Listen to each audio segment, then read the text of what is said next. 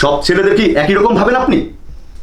একটা কথা বলে যাই আপনাকে সাফ সাফ, আপনি একটা নারী, একটা মেয়ে, কিছুদিন পর আপনার একটা সংসার হবে, আপনার সংসারে আপনার পেটে একটা সন্তান হতে পারে। আপনি মা হয়ে যদি এমন best. Oh, sure. Sit down. Thank you.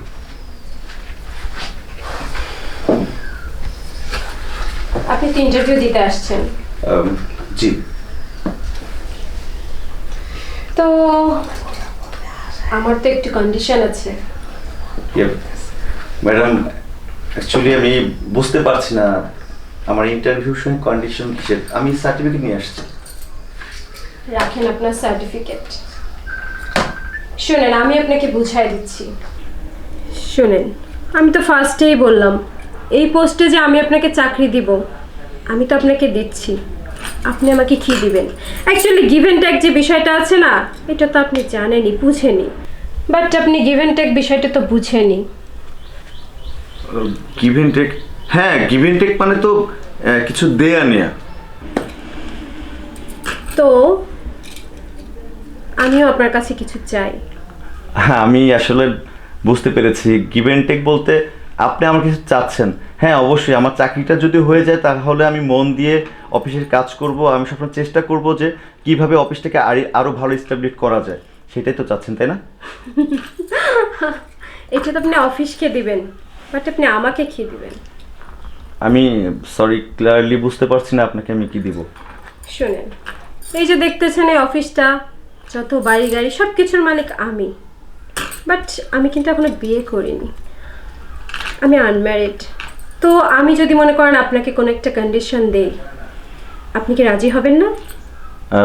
Madam, আপনি বলুন কি কন্ডিশন, আমি শুনতে চাই। কন্ডিশনটা হচ্ছে আপনাকে আমার সাথে রুম শেয়ার করতে হবে। কি বললেন আপনি?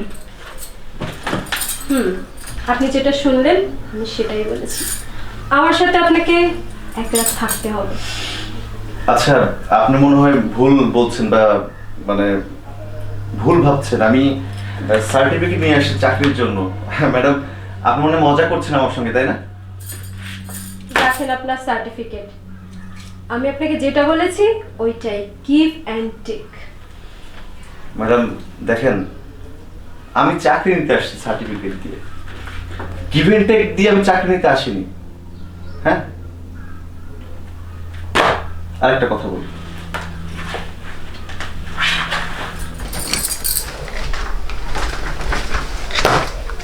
এই যে মানুষটা না, গিভ অ্যান্ড টেকের ছেলে না।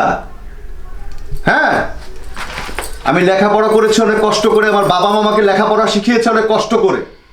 এই সার্টিফিকেট দেখছেন না, একদিন এটা তৈরি হয়নি যে একদিনে আপনি নোংরা প্রস্তাবে আমার সাধনার দিনগুলোকে আমি নষ্ট করে ফেলবো। আপনি কি ভেবেছেন? হ্যাঁ, আপনি সুন্দর একটা নারী, আপনি দেখতে শুনতে একদম আসমানের পরীর মতো।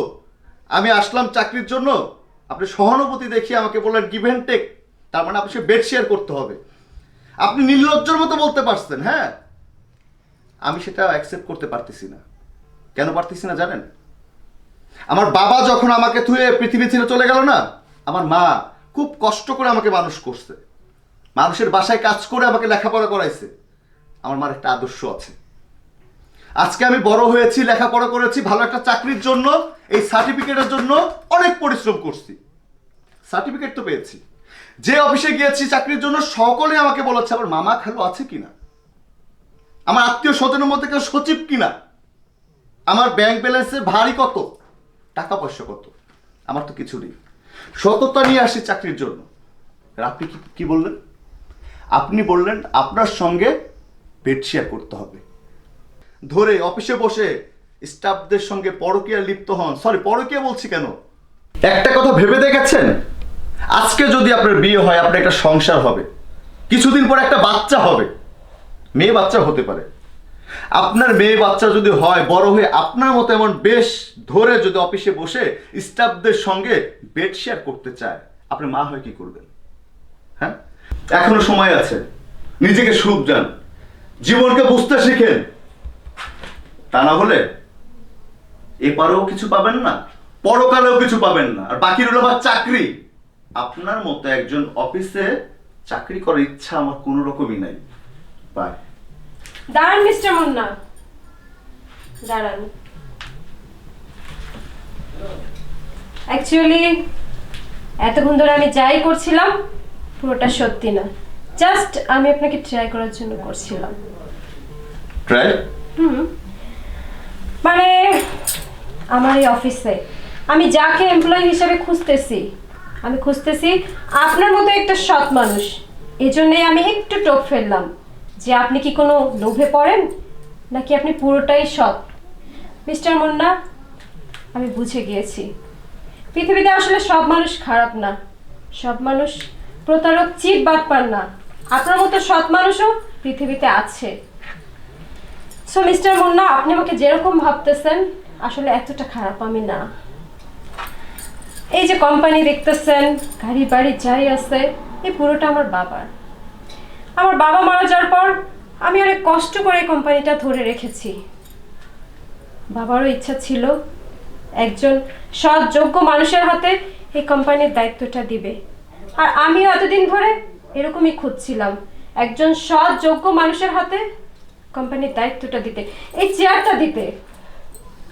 সো আমি পেয়েছি, আমি সেই মানুষটাকে আজ পেয়েছি, আমি আপনাকে পেয়েছি, আপনার মতো সৎ একজন মানুষ পেয়েছি যাকে আমি আমার কোম্পানির দায়িত্বটা দিতে পারি। ম্যাডাম, মানে এত সময় আপনি যা বলেছেন সব নাটক ছিল?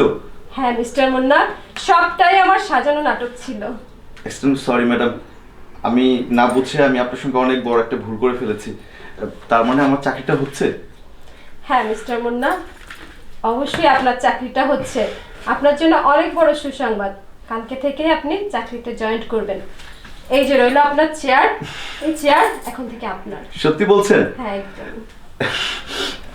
আচ্ছা তাহলে আমি আসি। হ্যাঁ, ওকে, আমি কালকে থেকে জয়েন করব। অবশ্যই।